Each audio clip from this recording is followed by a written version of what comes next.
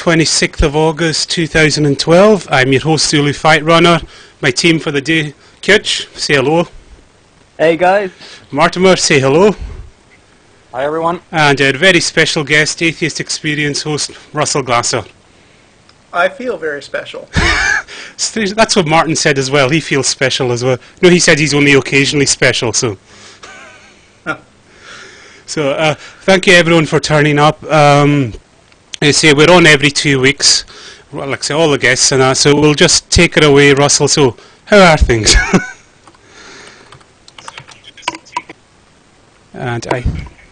Things are great, thanks. Alright, so I suppose we'll get started with how did you get started with the Atheist Experience show? Oh, sorry. I accidentally turned on the stream, and so I'm doing the same stupid thing that our callers always do. There's always one. Yes. I was hearing you guys in stereo. Always one. How did I get started with the atheist movement? Well, my family has been atheist for several generations already, so I had always been sort of casually atheist, and kind of argued with it, but never really been involved with a group until I left college and realized, hey, out there in the real world, there aren't any like pre-made social groups for people to hang out in that are just all over the place all the time. So after I left college and moved to Austin, I looked for atheist groups in the area and just happened to find one of the best ones in the United States. Or maybe it became one of the best ones in the United States because I was there. Modesty. Right, yeah. Only Christians think modesty is a sin. Exactly. So, and then, Jeff D was hosting the show when I got there, and I started asking if I could be a guest, and I have a few old videos of my first couple of times there, and I'm horrible. But I also went on to, I became pretty active in the group. For a while I was producing the TV show. Along with Martin, I started doing a lot of blogging. And now I'm the host 1 week out of every 4 when Matt's not available. And also, since he's been traveling the country a lot, giving speeches, I get to be the host more than usual in the last few months. And that's the Atheist Experience, which you can find at atheist-experience.com. I suspect that all our viewers know that already. Well, I don't know how much overlap there is. You guys should tell me a little about your show, since I haven't been a regular viewer and probably should be. Okay, Kitch, you can give the history of our show then. Okay, well, Trolling with Logic actually started 2 years ago, am I right? 2009 it started. 2009. It's just a YouTube kind of thing where there'd be myself, Zulu, Mortimer, and a couple of other YouTubers who have since left. Yeah. And we just do group collab projects on the Bunking the Stroll and other stuff like that, other Christian websites. And this time, got it to be Christmas now, 2 years ago. This coming Christmas, 2 years ago, me and Zulu had a Christmas show, and we wanted to keep that going, especially after one of my live debates against... that infamous night. that infamous night. And we wanted to keep that going, so we kept on going with it live. Who was it? It was a YouTuber called Eye2Eye. Oh, okay. Do you know him? No, I haven't. Yeah, basically, Kitch was debating him, and this guy thought phylogenetic trees were actual plants. Yeah. And that's nice. And believe it or not, that's not the dumbest thing this guy's ever said. No. Beautiful. But yeah, that, the Bronze Age was a rock layer of bronze. Yeah, that's another... And the guy... we suspect the guy is actually a troll, just... that he's not for real, but, but every now and then, every time we talk to really like dumb theists, which I mean, you know, I don't want to. That is certainly not all the time. We get some intelligent conversations going on the Atheist Experience, but we get like a steady stream of emails saying, "Come on, admit it. You guys like either have people impersonating theists all the time to make them look bad, or your call screeners screen out all the smart-sounding ones so that you can just have dumb-sounding Christians." And, you know, we always answer the same thing, which is, you know, if you're so much better, call. Yeah, it's kind of what Matt said, but there was one thing. Who's got to be your most memorable caller? Well, I've checked the YouTube clips that people put up, and there's two of them which seem to be like universal favorites. They keep getting reposted on Reddit from time to time. The first, and I have to say, they are very dumb calls. And they're both with me and Matt together. The first one is like, this guy calls in and he wants to know if there's not God, if there's no God, then how do we, you know, what gives us the power to move around? And so we're like energy from the sun. JR. And he says, well, yes, JR. So why don't you die when the sun goes down? And then we're like, no, it doesn't work like that. Your body stores up power like a rechargeable battery. And he says, oh, so it's like electricity. Then why don't you get electrocuted in the shower? Yeah, I watch that clip on YouTube every now and then, and I always laugh. Oh, catch! Yeah, usually if I'm surfing Reddit and I see somebody else post a clip of the Atheist Experience, I'll watch it just to refresh my memory, because a lot of those are years old. And the other one is like the guy who Matt called the best caller ever. Oh, yes. Yeah. Where somebody just asked, why don't you believe in God? And he was like, well, why don't you believe in other gods? She said, because there's no evidence for it. And Matt said, you're the best caller ever. And there was like one other exchange just like that where the person answered their own question. Yeah, because the one I always remember from you, well, I got it on Joe's channel, is Creationist Steve. That's one of your very first ones, yeah. That's been a long time. Yes. And, well, the other one was Charles the Solipsist. Or was he just infuriating rather than... That one, yeah. Yeah, I could see you were gritting your teeth with him a few times. Right. Well, you know, Creationist Steve was like kind of a motivator for me to actually go out and learn a lot and read a lot more about evolution. Because on the one hand, we don't want to present ourselves as science experts because we're not. We're just a couple of lay people talking about what we know. But on the other hand, it's kind of inconvenient to have people call in and be able to stump us on things, even if they're about very complex, specialized knowledge.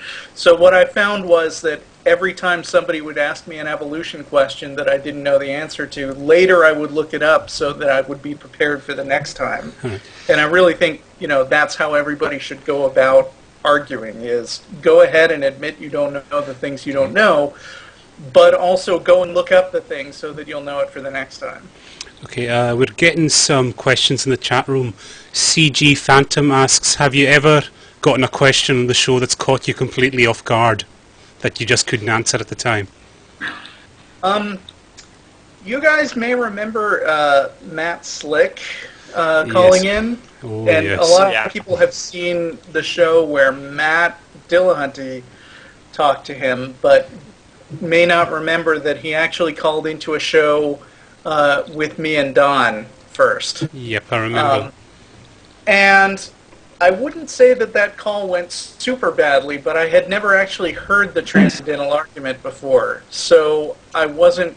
And, you know, the thing about the transcendental argument is that it's mainly about throwing in so much pseudo-philosophical, convincing-sounding bullshit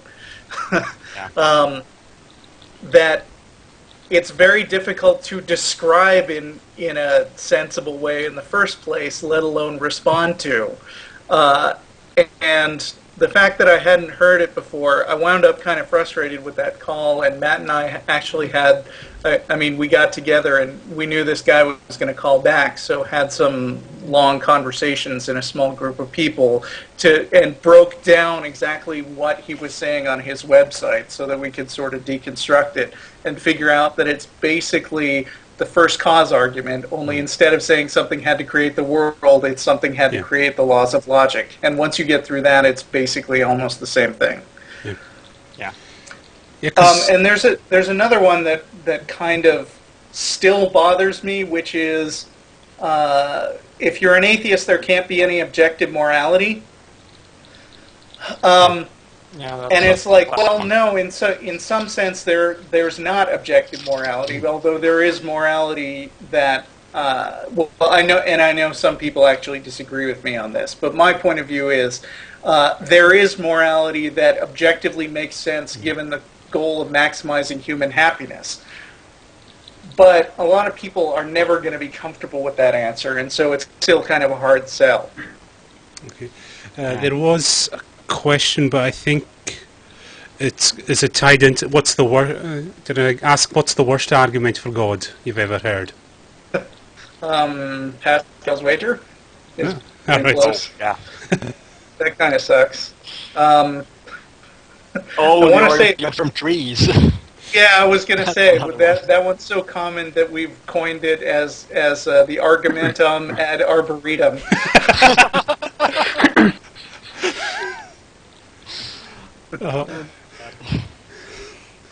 And Ruben as well, he's got to be in there as well for his arguments. Remind me who Ruben is. He's the 5 billion species guy that calls once a year, it seems. I can't remember. Is he, like, I'm thinking of a guy who's a very slow talker? Yes. Okay. Yeah, that's... He's like... He's the one who says, how many species are there, and out of those, how many have TV shows and whatever, blah, blah, before God exists, or something. I have to say I don't remember that specific line, but... Well, I was thinking that maybe the worst argument for God might tie into something I've been following on your blog, because you've been arguing with a presuppositionalist, haven't you? Yes. Well, this guy asked me to have a conversation with... Wait, shit. I was trying to...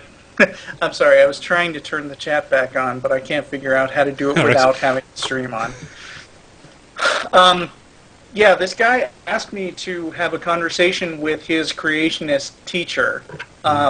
And so I'm basically doing it for somebody, and we've been through 3.5 rounds now of presuppositional apologetics, which is basically an extension of the transcendental argument that I've just been talking about.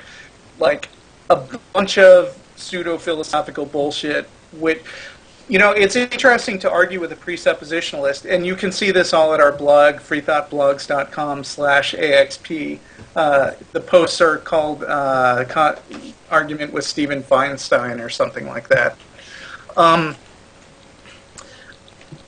The idea of the transcendental argument is that God has to exist in order for logic to exist. And so these guys will basically reject all discussion that goes along the lines of show me some evidence for God, because they'll just say, if you have no God, then you can't even reason. So only I am allowed to use logic, and you are not allowed to use logic because you haven't justified logic.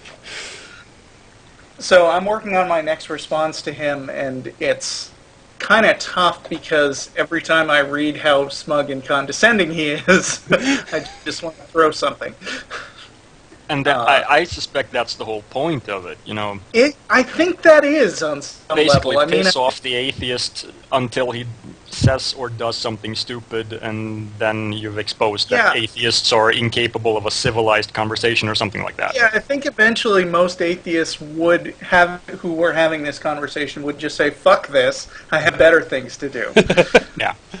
And I would totally understand that impulse, because, you know, it's not a serious conversation, but it's a very, very pompous conversation. Mm-hmm. Yeah, and the sad thing is all the fundies watching will have their Right. beliefs reinforced by the fact that you don't want to continue the conversation because, you admit defeat by walking away or something like that.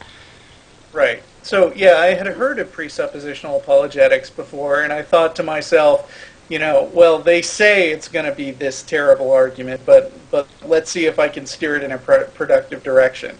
And I think I have kind of made some useful points, but they kind of just sail right past him. So, I don't know. Yeah, I was going to say, has there ever been a topic you've had a really heated debate with one of your fellow co-hosts, on or off here? Is there something that's just really... I mean, we kind of asked Don, have you ever had to put a smackdown on one of the other hosts, basically? There are various topics where some of us have minority opinions. Okay. I don't know if I really want to talk about things that I fight about fellow atheists or fellow hosts about, except for the one free will argument that we had for 2 hours on the nonprofits, and then there was another follow-up. But for the most part, I just find that kind of discussion useless. But Matt and Dennis and Jeff really get into it. Although off-air, there are a number of topics that we know that we can bring up that will just infuriate a whole bunch of people. And we'll get letters that say things like, I totally loved your show and agreed with everything you said until you talked about Zeitgeist. And the whole 9/11 conspiracy thing. Yeah. And I know even now... No, don't mention that. Don't mention that. There's also global warming. A lot of people are ostensibly pro-science, but also global warming deniers. There's people who believe that vaccines cause autism. That's kids going now. And lately, talking about feminism and women's issues seems to be one of those kind of topics. And I'm going to just say, in case there's any ambiguity on that in that sentence, pretty much all of us involved with the show are very much pro-feminism. Yeah. So, but we don't have to talk about that because that's going to flood your inbox. I'm just telling you those are the topics that piss people off who normally agree with us. Yeah, I think that this whole issue now that was brought up on Free Thought Blogs with the Thunderfoot thing and all that, I think we are all pretty much against Thunderfoot on that one. We're support the whole harassment policy thing and all that, but I don't want to make this a litmus test because I mean I've liked some of Thunderfoot's creationist stuff. Yeah, sure. So have I. Yeah, we all are. So have I. It's just he said a lot of things that have basically pissed us all off. I think at least that's the general opinion I get. I have a post right now that I just put up yesterday on the Atheist Experience talking about the atheist movement and comparing it to chat roulette. Do you guys remember chat roulette? The Daily Show did a hilarious piece about it where, the thing about this was that you'd hit a button and you'd randomly be talking to somebody who was on their video camera, except that, the show was full of dicks. I mean, the chat rooms were literally full of dicks because people would stand up in front of the camera and do inappropriate things. And it was like, what better illustration is there that you can have a network that is way more appealing to people by having ground rules. Yeah. And that's something that chat roulette didn't factor into their original design. Yeah. On that subject, I think I mentioned Atheism Plus before we started the show. It seems to me like that got going almost as a response to this whole Thunderfoot bullshit. Is it basically? I get the impression. I like the idea, of having. Okay, we're not just atheists. We also have these values, but what I really get pissed at is that it seems to appeal to the atheists that don't want to think about these issues. There's like, okay, now we have rules about we're supposed to have this opinion about that and this opinion about that. I don't know. I don't really think it's like that. I mean, a lot of people accuse accuse a lot of participants of free thought blogs in general of trying to dictate the terms of discussions. And I really think that rather than saying you have to have this opinion about this, it's more about having sort of an overall sense of inclusion of minorities and women. Yeah. I mean, it's kind of hard to describe, but like, I'm on the show. I'm good friends with the women who are on the Atheist Experience. Jen, Tracy, Matt's wife Beth has been doing Godless Bitches, and Linnea has my wife has also dropped in from time to time, and all of them to some degree are subject. And, you know, this is generally the case on the internet in general and not just in the atheist movement. So it's not an atheist-specific problem. But it's this issue where basically if you're a woman who is writing about something that somebody disagrees with, if you're a man who's writing about something somebody disagrees with, they're likely to say, you know, you suck and here's why you're wrong. But if you're a woman, you're a lot more likely to get stuff like, you're ugly and you're a slut and I want to rape you. Yeah. And that's not generally what happens with the atheist community or with the internet in general, like I was saying. But to a lesser degree, women who get active are just sort of casually attacked more on the basis of things that don't matter. Yeah. And more likely to get told to just shut up rather than get responded to. And when I talk about, you know, when I think about having an environment of inclusiveness, what I mean is that seriously, people need to stop doing that because it kills regular conversation. Does that make sense? Yeah. Yeah, sure. And I think basically I agree with all that, but I recently read a blog post, can't remember who it was from, but it was one of those people on Free Thought blogs advocating Atheism Plus.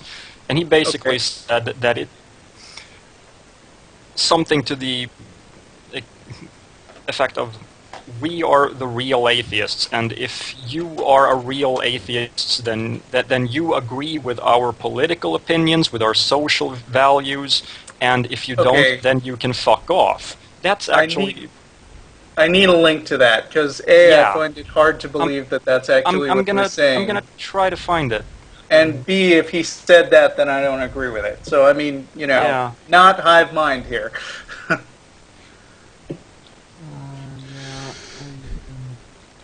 Oh, sorry. Yeah, we've got a caller, but he's just said he'll hold for a while, so... Okay. Okay.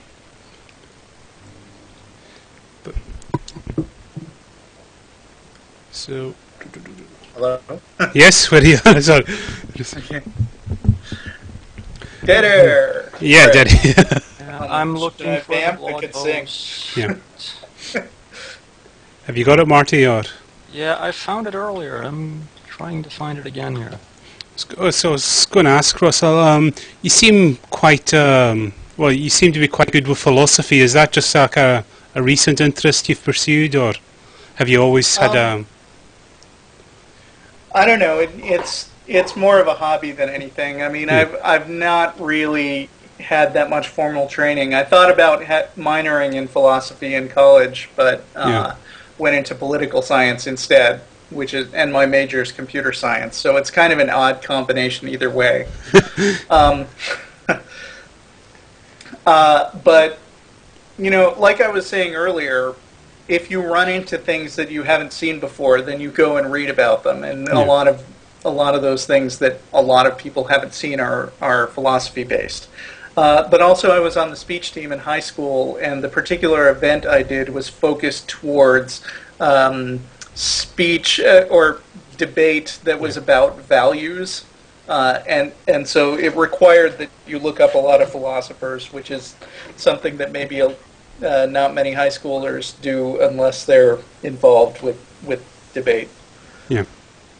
So like I say, but I was named after a philosopher, so right. Are you? I didn't know that. Bertrand Russell. Oh, Bertrand Russell. All right. Yeah. I mean, he's a notorious atheist and mainly famous as a mathematician, but he kind of dabbled in philosophy.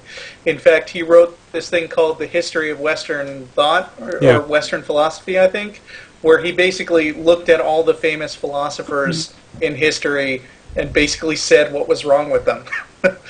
Which is kind of... Excuse me, I just found the blog. I posted a link in Skype. Okay. Oh, Richard Carrier. Yeah, I haven't read this one. In his comments, he responds to a lot and says basically, accept it or GTFO. Does he say that specifically, or are you paraphrasing? Yes. No, that's what it says. Unless it's someone who hacked his account. If you mean rational people will be making mental notes of who is irrational, and then documenting it and publicly informing their colleagues of it, then yes, there is no other way to promote a rational society than to call out those who are irrational and denounce and marginalize them as such. No longer will we treat them as one of us because they are not. There won't be any central committee for this, just the internet and the evidence. Accept it or GTFO. I don't know. I feel like he's saying people will do that anyway, not so much that it's going to be a formal process.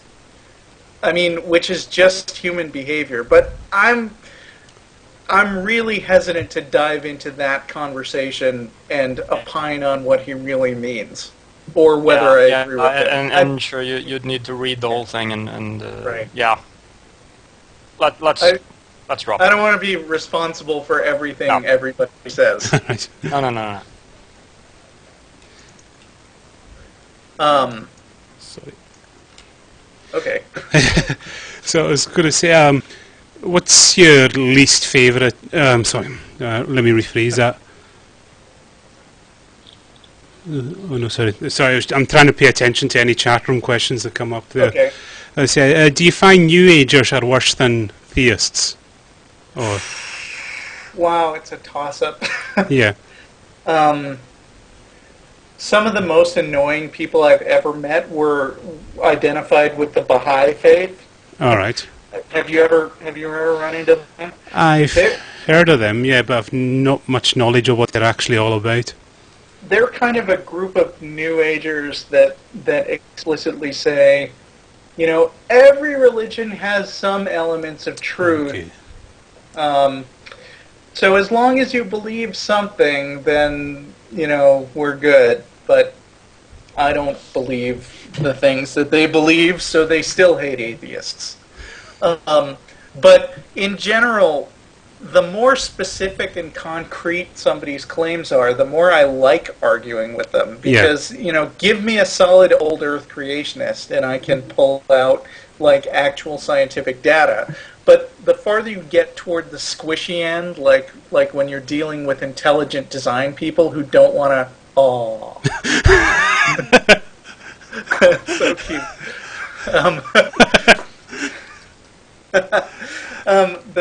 When you get towards the intelligent design end of things, where they're like, well, there's something out there that's a design error, but we don't want to say what it is, that's annoying. And then when you get to New Agers who don't say anything specifically, and they practically cry when you try to nail them down to anything specific, then I hate dealing with that. Yeah. Can you guys just take over? We do have a caller wanting to get in on this topic, so if you guys carry on and I'll bring the caller in. Sure. Okay. I suck at keeping conversations going. Okay. Me too. Wait, so That's what Zulu for. There we Oh, go. here's Someone's coming in. Ryan Slingerland. Yep.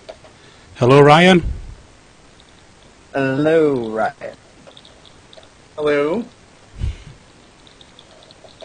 Well, he might still need to plug in his mic. Yep. Yeah. Give us a shout when you're ready, Ryan. Oh, he's gone. Yeah, but like the guy in the chat room is saying right now, just because someone doesn't believe in God, that doesn't mean they're logical or good critical thinkers. And That's true. And absolutely the thing is, true. and the reverse is also true. I mean, I've met some very intelligent and open-minded theists, and I would rather hang out with those people than atheists who aren't that. I absolutely agree. I second that. Yeah, I'm still finding it. I mean, my best friend and my best man at the wedding is still a nominal Catholic, and has been ever since we've known each other. And recently he tried to convince me that the patron saint of lost things helped him find his keys. It was like, dude, you know I'm going to make fun of you, so let me just not do it, because... And as is being mentioned, now a lot of atheists are conspiracy nutters and 9/11 truthers, and Yes. yeah, I have buried myself in that crap and had a lot of fun with those people, and I mean, Yeah, I had so assume many you people have, who debunking unsubbed from my 9/11. channel because I started debunking 9/11, Yeah. and it was just embarrassing. Like, oh, so you can think rationally about God, but you're completely irrational about 9/11 because you believe the official story. What? So, yeah, it's like an either or with these guys. Either you believe a bunch of conspiracy stuff, or you completely believe everything the government tells you about anything. I had a conversation with Guy P. Harrison a couple of months ago, who's the author of 50 Popular Beliefs That People Think Are True. And he made an interesting point that, like, people who believe in things like ghosts really think less than other people. I mean, their problem is ignorance. But people who have deeply held conspiracy beliefs kind of are at the opposite end, which is that they're thinking a lot and focused a lot on this one problem, and that's how they draw all these connections that aren't actually there, and take seemingly irrelevant details and drag them into the web of conspiracies. Yeah. And so that's one reason why conspiracy theorists are more frustrating to argue with, because they care about the issue way more than you do. Yeah. And just welcoming Ryan into the call. So, Ryan, you're on with Russell and Tool, so ask away. Yeah. Hi, Ryan. How's it going? You guys can hear me, right? Yeah, when you hold the mic up, we can hear you perfect. Perfect. Yeah, actually, it's funny what Russell was just saying. As a former believer in ghosts and conspiracy theories back in my more irrational youth, I mean, I have friends that are still very into conspiracy theories, everything from, like, 9/11 truth to, like, international banking and all of this stuff. And People? Have any lizard people friends? Oh, no, none of those. None of those, thank God. I mean that hypothetically, obviously. Yeah, I mean, I'll put political posts on Facebook and things like that, especially with it being an election year here in the States. Mm-hmm. And I have friends that are like, oh, they're all just owned by the Rothschilds anyway. It doesn't matter. Like, it's just like, well, it kind of does matter. There's a huge difference between what America would look like run by Mitt Romney than Barack Obama. Yeah.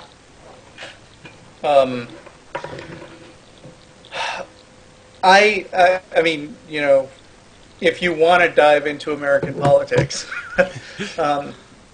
I think that Obama... What? I was just going to say, the only reason I brought it up is because it's frustrating to talk about anything real world with people who are so into conspiracy theories and things like that. Right. Mm-hmm. Especially things like GMOs. So, GMOs? GMO. I don't know. Genetically modified. No, I'm not that familiar with that one. Yeah. Is this a new conspiracy theory? Oh no, it's It's more like a not- kind of denial movement, like anti-vaxxers, basically. Ah, Yeah. okay. Yeah. it's more prevalent in Europe Anything than genetically in modified is being used by the government to poison people or something. Yeah. I guess. like Monsanto. So, do you have another question, Ryan? Well, I mean, Monsanto is kind of a real conspiracy. I mean, but when there- farmers aren't allowed to save their own seeds and have to Yeah, buy but- them continually from one massive corporation, I think it's kind of a problem. yeah, I don't Right. want to dismiss everything that remotely sounds like a conspiracy, but No. but I don't think that there's some shadowy group controlling it. It's just assholes trying to maximize their profits. Yeah, and that's always what conspiracies come down to. The ones in reality are all about some company wants to make a bigger profit than they can without being assholes. Right. So, I but mean, they when always you want to come, make it seem like it's about mind control, or it's about right. committing genocide, or it's about ruling the world secretly, or something like that. And that, Yeah, it's kind of like what are they supposed to be getting out of that? It's a question you should always ask about conspiracy theories, because it's like in movies, villains just want. There are sometimes in badly written stories there are villains who just want to kill people for the lols, and that hardly ever happens in the real world. yeah. Okay. Any more questions, Ryan? No, I think I'm good. All right. Thanks for the call. Thanks, Ryan. Thank you. Yeah, enjoy the show, guys. Cheers. Well, on that note, we're kind of ties into the New Age thing. It's quiz time, Russell. I don't know if you've heard of Okay. our quiz. Oh, definitely. Oh yeah, you do this to everybody, you said. Well, we're going to get into the habit of doing it to any Atheist Experience hosts and just see who comes out top at the end of the year. Because Okay. Donna's really thrown the gauntlet down on this test. All right, high pressure now. So the test is called Deepak or Darpak, and essentially okay. what it I've is failed so there's hard. online there's a Deepak Chopra quote generator, which takes random Yeah. words and then makes them into a Deepak sounding quote. So we've got a list here of So it's a Turing test Yeah. for the Deepak Chopra. So generator. basically, we've got some actual Deepak Chopra quotes and made-up ones. So Right. your job is to guess which is which. I should tell you that Deepak Chopra is not one of those topics that is a big obsession of mine. So Yeah. I expect to do badly on that. Well, I think Don said he doesn't pay attention to Deepak, and he did incredible on this. So, Oh man. Okay. so I'll keep scores for Kitch and Marty here as well. So, number 1. The most creative act you will ever undertake is the act of creating yourself. Is that a Deepak or is it a Darpak? That sounds pretty Deepak-y. Yeah. I'm gonna go. That's real? I'm gonna be the original and say no. That's pure crap. You're Well, wrong. it is pure crap, And but it's not the real one. yeah, Kitch, you're wrong again. Oh God, damn it! Yes. Carry on. So, can someone keep a note of the scores here, please, as well? Yeah. If you get a pen and paper, please, Marty, that'd be great. Yeah. So, number 2. To acquire true self-power, you have to feel beneath no one... Oh, sorry. No. So, I'll start again. To acquire true self-power, you have to feel beneath no one, be immune to criticism, and be fearless. Deepak or Darpak? What was the first part of that again? To acquire true self-power, you have to feel beneath no one, be immune to criticism, and be fearless.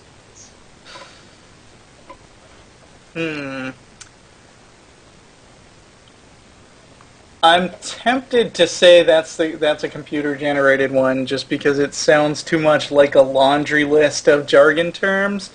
but they do kind of tie in together, so I'm on the fence here. Well, we'll take... I'm gonna go with Deepak on this one. Okay, Marty? Yeah, me too. Barely. Yeah. Kitch? I'm going to concur, Deepak. You're all right. Oh, Yay. Okay, number 3. Your movement is inside mortal force fields.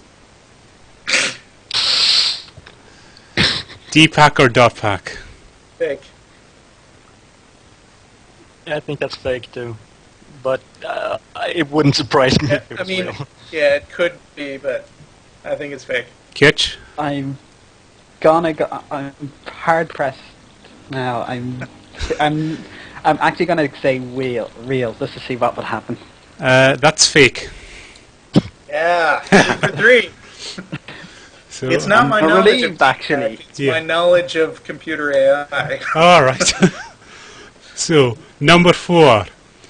Each of us is beyond the light of creativity. Deepak or Darpak? The fuck does that mean? That's the whole point. Each of us is beyond the light of creativity. I guess fake, but I'm reserving strong possibility that I'm wrong on this one. So what's your final answer? Fake. Fake. And Marty? I'm going to say real. And Kitch? I'm gonna go real on this one. That's fake. Yeah! Right, number 5. Oh, this is quite a long one, so... Okay. You and I are essentially infinite choice makers. In every moment of our existence, we are all in that field of all possibilities where we have to access to an infinity of choices. Real? Yeah, real. Kitch? I tuned out there. Real. Yeah, that is real. Okay. Number 6. How many are there? There's 10. So don't worry. I'll get Number one 6. wrong soon. Good luck is opportunity meeting preparedness. Real? Marty? Yeah, that sounds real. Kitch? I'd say that's real. Yep, you're all right. And it's just the right kind of pithy. And right, number 8. What does that word say? Oh, sorry. Experiential truth relies on existential chaos.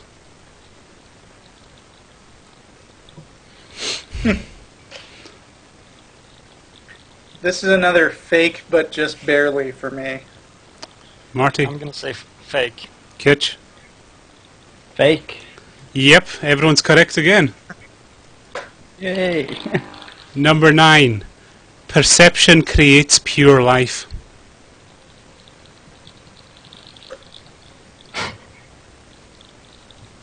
Real. Screw it. Fake. Marty? I'm going to say It does real. sound like something you said. It's a fake.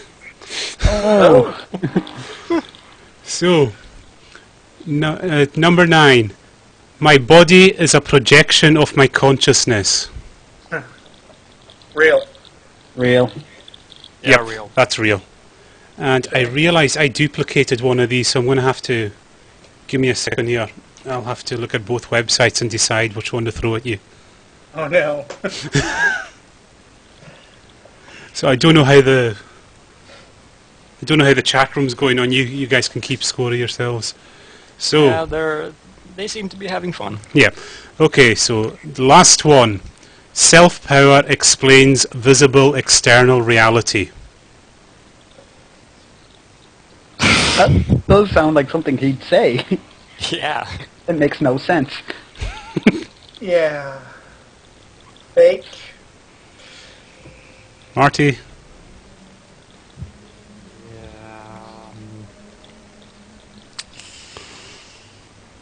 I'm going to say real just to be different here. okay. Kitch,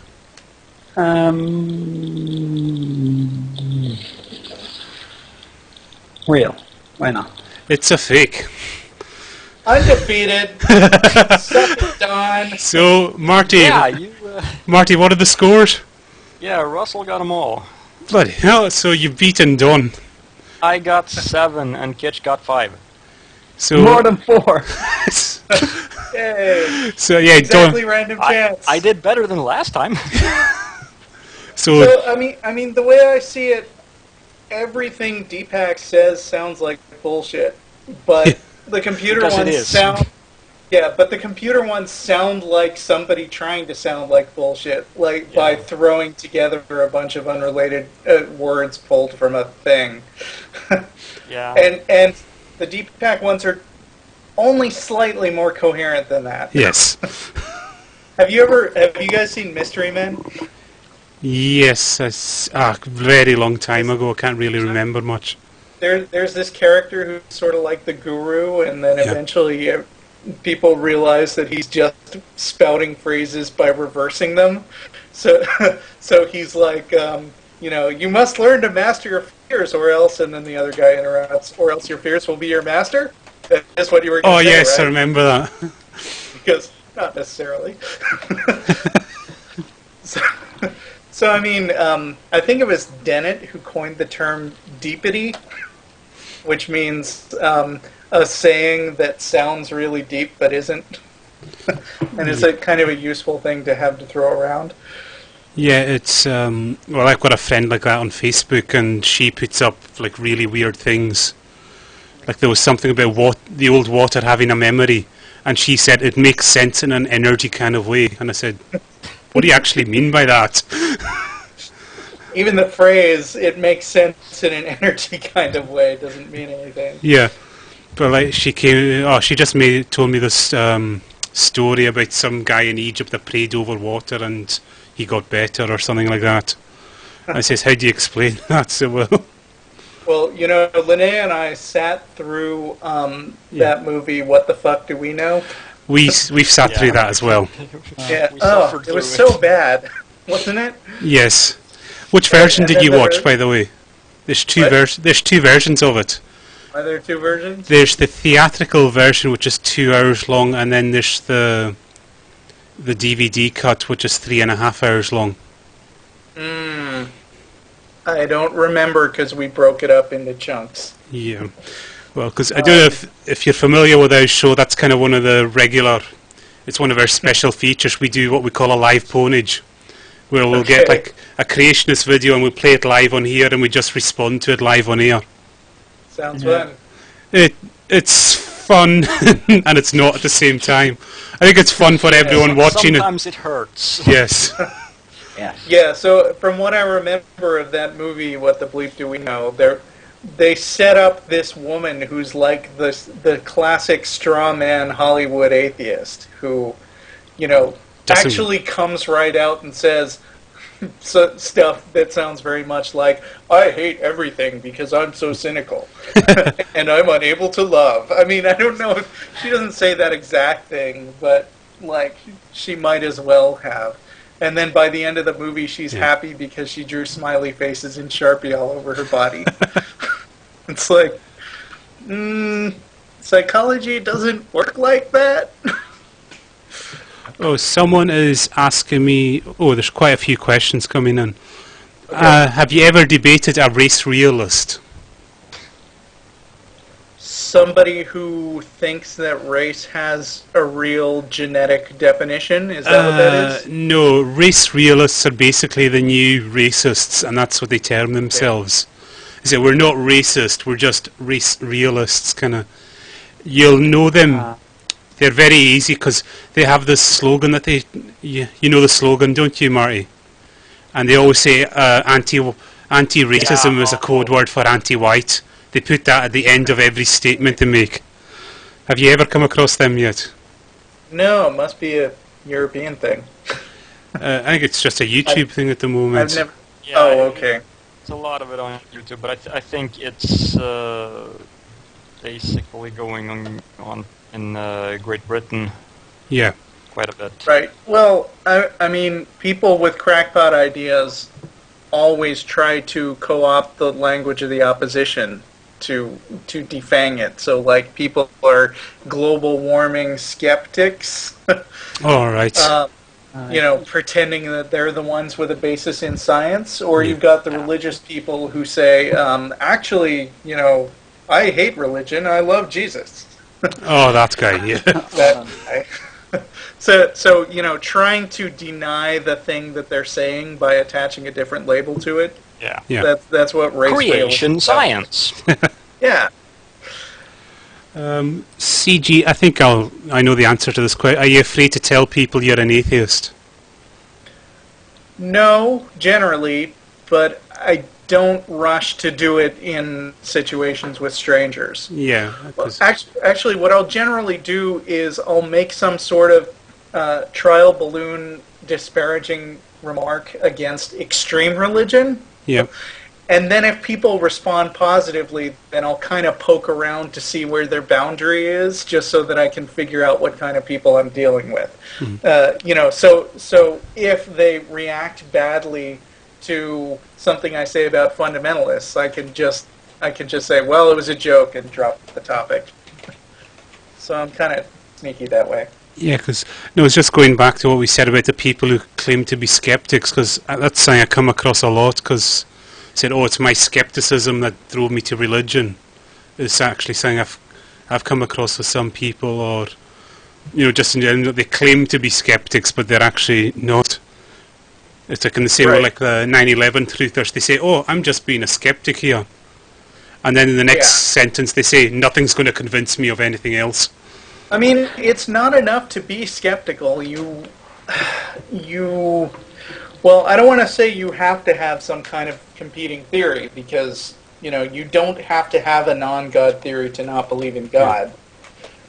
But there are these specific, there are these detailed facts to explain, like why it really looked to a bunch of people like some planes flew into buildings and then they burned for 2 hours and then the buildings fell down, because that has a fairly straightforward explanation. Yeah. And so in order to be a proper skeptic, you have to present a convincing theory and provide evidence for it, and they never do that. They just say, here are the reasons I'm skeptical that the buildings burning for 2 hours was the reason they fell down. and it's like, all right, then what's your alternative?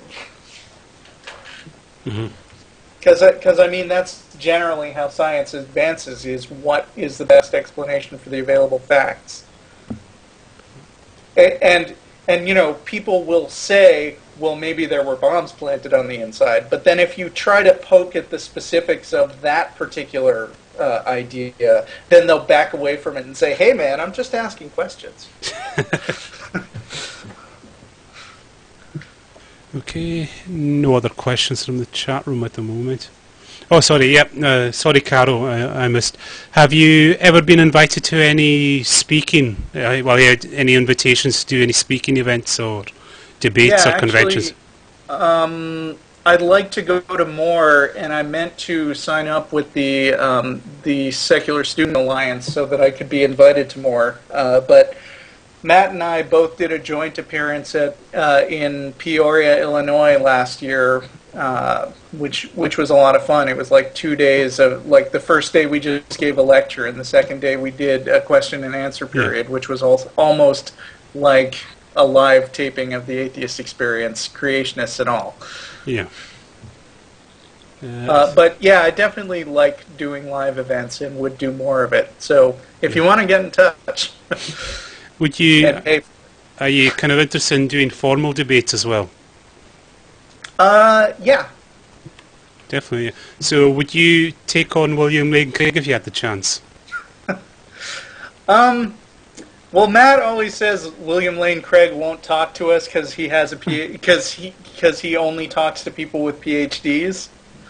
I think it would be interesting to talk to William Lane Craig, but I'm not as certain as Matt that.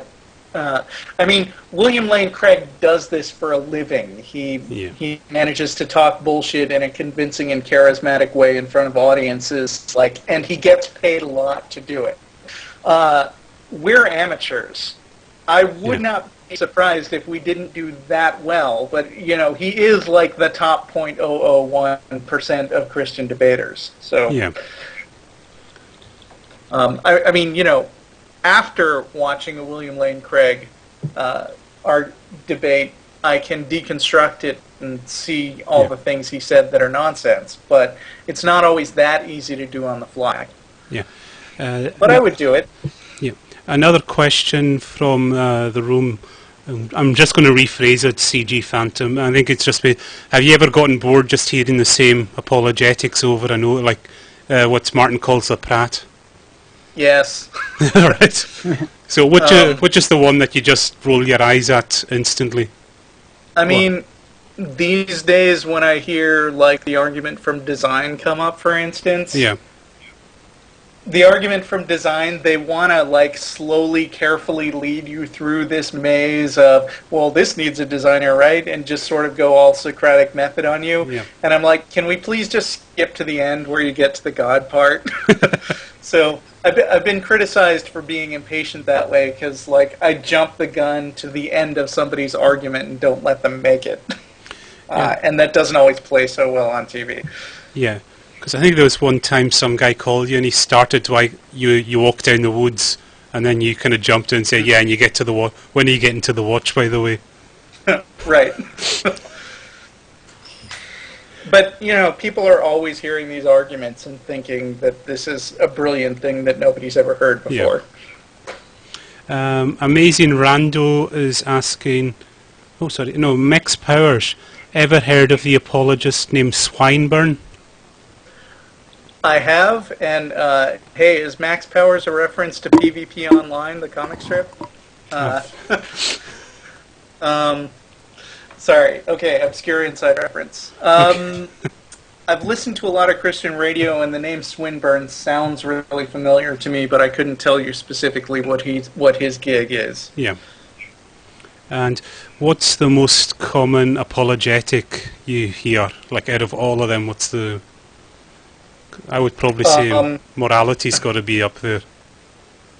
It's one of them, but most people... I mean, it takes a certain minimal level of philosophical chops, I think, to be able to make the morality argument effectively. Yeah. Whereas saying, okay, well, if you're wrong, you'll go to hell, takes no intellectual ability whatsoever. And so is very, very common. If they don't bring it up right out of the gate, then at the end when they get frustrated, they'll say, well, I don't have an answer, but you're still going to hell, so think about that. Click. I'm kind of surprised you didn't say the first cause argument, because that's probably the one that's I hear the most. I mean, it's like, oh, okay, so you don't believe in God. Well, then where did everything come from? Right. It's really common. Yeah. Amazing Rando's asking a question. We always get this with every atheist, so we always feel bad. Who's your favourite co-host? It's the awkward question. None of your... Don't worry, no one else has... They've all dodged the question. I like all the co-hosts. Yes. I think that the outlier is that I have some of the very best shows when I'm on with Jeff. All right. Yeah. I mean, we just have that chemistry of playing off each other that that has the potential to make really great shows. Because I think you kind of have a good cop, bad cop thing going with Jeff sometimes. Yeah, kind of. There was... CG had a good question there.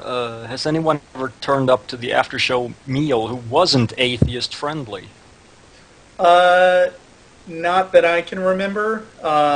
We used to have morning meetings where I'm pretty sure, like, one guy who was a Muslim showed up and got chased out.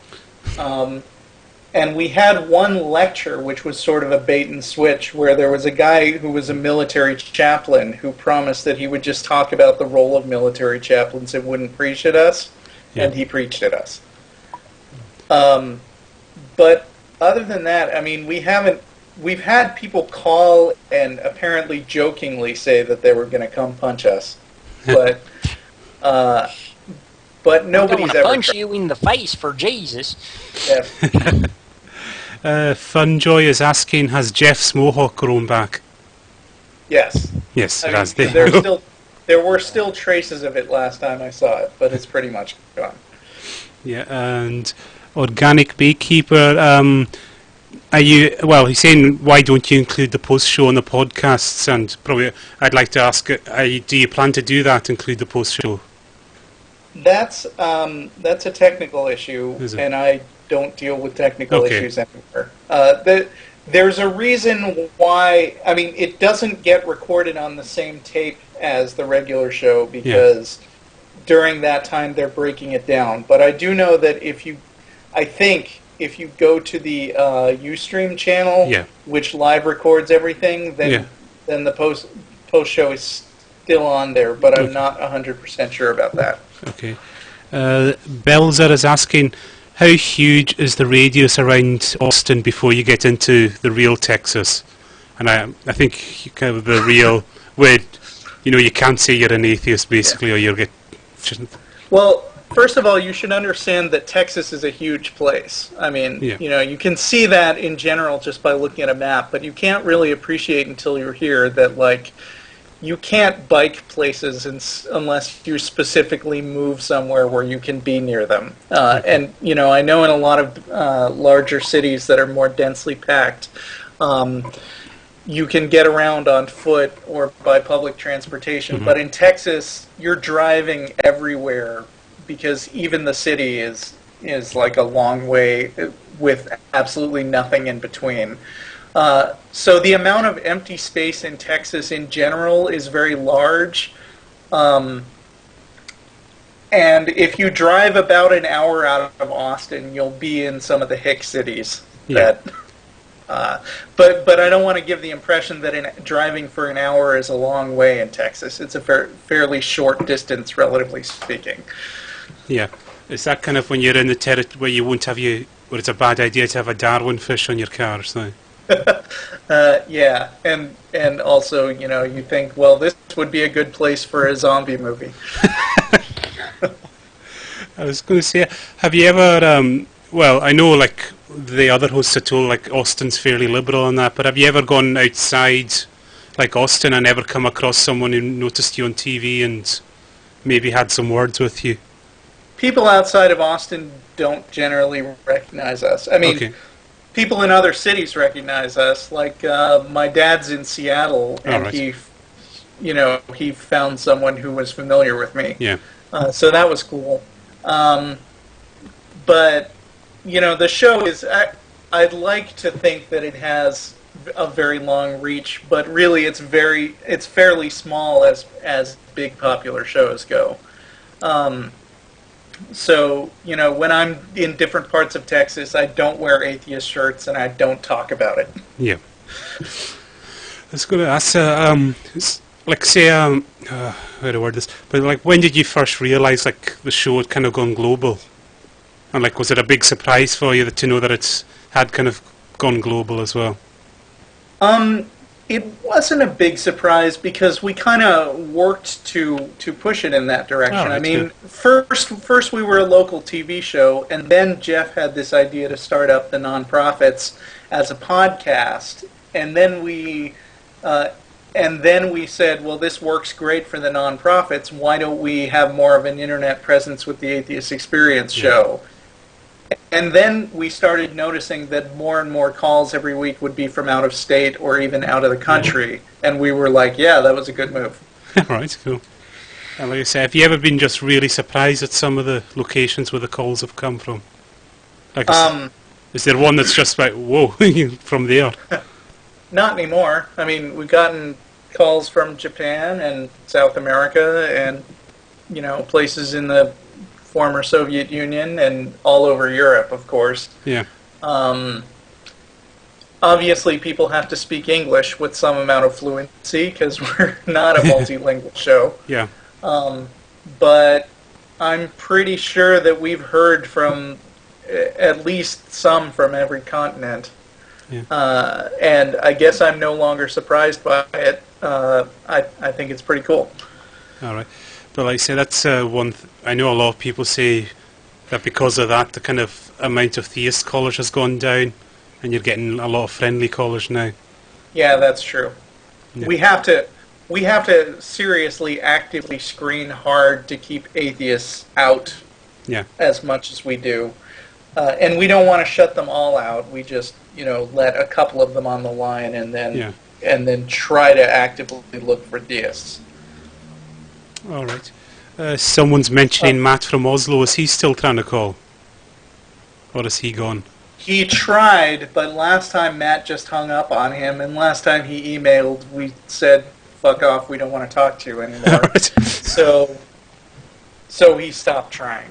Yeah. I think the calls we did with him were decisive enough that even if he thinks he deserves another chance, nobody else does. I'd like to take another 5 minutes or so, and then my wife's waiting for me at an event. Okay.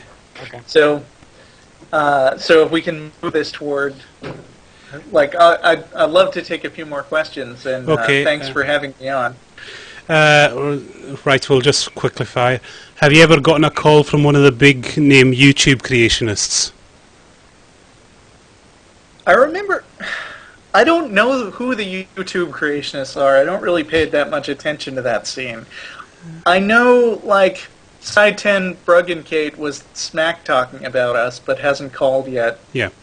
Shock of God. Well, Shock of God claims to have talked to us, but has never talked to us. Okay. Exactly. That I know of. And then there were these guys who were kids. There was this 15-year-old called Cabane the Christian. Yeah. Who called us and was super smarmy. All right. Belzer asks, anywhere where you can get older non-profits episodes than episode 4.13? Is there an archive? So I have them all stored on my computer, and people keep bugging me to make a torrent out of it. Yeah. And I keep meaning to do that, but I never remember. So consider me reminded again. One of these days I'm going to get it up. Okay. Have you thought... Are you in it for the long haul with the Atheist Experience and that? You haven't thought about maybe calling it a day yet? No, I love it. All right. But I think part of the secret is don't overtax yourself, because we do have a lot of people who have just done it all the time and then gotten totally burned out. So, you got to pace yourself. Yeah. I'm going to ask, would you ever have Ray Comfort back on? Sure, he was a nice guy. I mean, complete douche with the arguments. But personally, I liked him. I mean, I would have a beer with him. Yeah, he seems like a nice guy, just a complete moron. Yeah, that is a good description of him. I always tell people, if you've seen the show, you may or may not remember this, but at the end he did something which I thought was pretty cool, which was I said, look, Ray, the show's wrapping up, we gotta go. Do you have any shows or websites you'd like to plug? And he said, yeah, watch the Atheist Experience. They're a great bunch of guys. And it's like, oh, well, I don't know if that was manipulative or classy, but I'll go with classy. Yeah. Okay. That was my feeling. Another one, have you ever tried to get any of the past hosts on to do a reunion show, or are you planning one soon? Because I think you've got an anniversary coming up, don't you? I think Matt's been talking about it, but I'm not involved in that planning. Old Bear asks, any developments in the decision to stay with public access or go on your own at the new building? I've seen the new building, and I've had some input into the kind of internet connection that they need. Yeah. So I think it'll be up and running within a month or two. But there are a lot. You guys may not believe it, but there are a lot of benefits to being with public access, and we'll probably only leave it if they have another policy change that's totally intolerable, or they just get their funding pulled entirely, which isn't out of the question. R8 Bob, if humans come from monkeys, why they're still monkeys?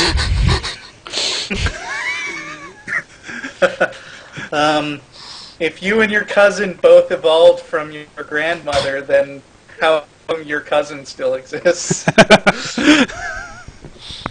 Does Matt still have that hideous couch from the first season? I don't know what. I don't remember. No. No, it has to be from the season when you were in Dillahunty International Studios. That wasn't the first season, but Matt has way more apartment space, or he's moved into a house now, and he has way more house than he has furniture. So I would be surprised if he threw that away. And I was going to just quickly scroll back. All right, last one. Make it good. Come on, Rome. That's one last. You've got your last question. Will the non-profits ever become weekly? Supposedly we're weekly now. What are you talking about? All right. When's the next non-profits on? Is the next question. Probably Tuesday. I don't know. Okay. Anyway. I am going to join my wife at a televised StarCraft tournament. Oh, wow. That's how much of a nerd I am. That's a good a wife you have as well. I know. She is the we're best. all nerds too. Yeah. Yep. Mm-hmm. Definitely. Yes, I think the chat room's run out of questions now for you. Okay. Thank you guys. I had a lot of fun. It was great having you. Oh, thanks very much for coming along, Russell. Thank you. All So right. everyone, thumbs up for Russell in the chat room, please. Oh, and there is one very, very last question. Does Jeff still have his T-Rex shirt? I don't look at his wardrobe. That's a good note to end on there, I think. Okay. Bye. Bye, Russell. Thanks again. Bye. My God, our chat room is amazing sometimes. Yeah. So I think we can wrap up there. That was Russell Glasser. Many, many thanks to him. What a great guy. Had a good laugh with him. And we are not back in 2 weeks because of the Magic Sandwich charity show. But we are back in 4 weeks. Every 2 weeks Fun Joy we're on. That's what I'm trying to explain right now. We're back in 4 weeks. And we have very special guest, Landon Tombstone Taylor, joining us. Tombstone the Dead Man. So really don't want to miss that one. 26th. Rational Warrior. Yeah, or Rational Warrior, yeah. So he'll be joining, and he's a really nice guy. Like, I've been speaking to him off here, and he is just such a nice bloke as well. Very intelligent guy. So yeah, 26th of September, everyone, join us for that. And yeah, we're working on some more guests, and live ponage will be probably end of October. I think we'll do it again. Yeah. Do we have anything on the list? I'm still saying I want Expelled, but The only problem I'm gonna regret that. I have with Expelled definitely. is copywriting. I know it's just I know how the Discovery Institute are about that. Oh yeah. They're Yeah, and also involving blog TV and broadcaster copyright materials as well. I'm very suspicious of if we do that, then there's going to be someone's just going to be there for the flagging. Mm-hmm. So yeah, but sure. Chat room, if you want to suggest links down below this, you can email and get in touch with us. That's a good one. That's a good one, actually. Yeah. Like I say, just links all below, and you can suggest to us. So yeah, back in 2 weeks. And don't forget to rate and subscribe. Yep. And like I say, go to all the links below. It'll be uploaded to YouTube and podcast this week, this show. So thanks everyone. Good night. Hope you enjoyed the show, and we see you on the 26th of September. Good night, everyone. Good night. Bye.